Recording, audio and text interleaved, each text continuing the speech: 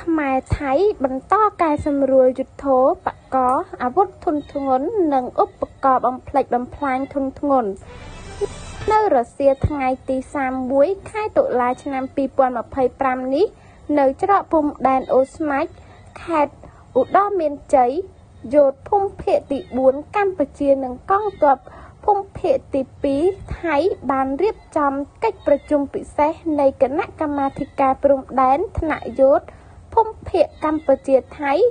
RBC សម្រាប់ពិភាក្សាលើការកែសម្រួលអាវុធនិងយុទ្ធោបករណ៍បំផ្លិចបំផ្លាញធុនធ្ងន់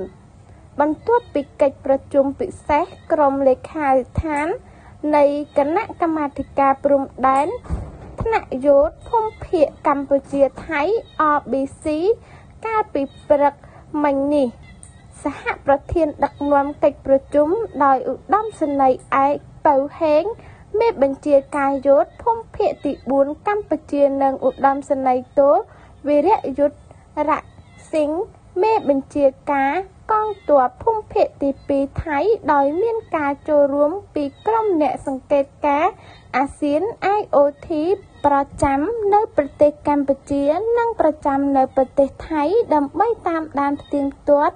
និងធានាការអនុវត្តបទឈប់បាញ់ឲ្យបានពេញលេញភាពត្រឹមត្រូវនិងមានប្រសិទ្ធភាព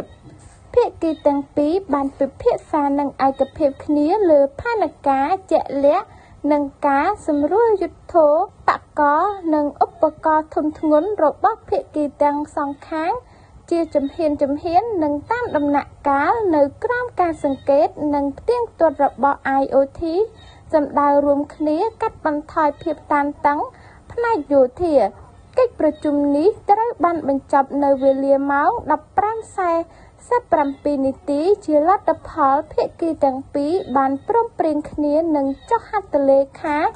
លើកំណត់ហត្ថរូបស្តីពីការកែសម្រួលយុទ្ធោបករណ៍អាវុធធុនធ្ងន់និងឧបករណ៍បំផ្លិចបំផ្លាញធុនធ្ងន់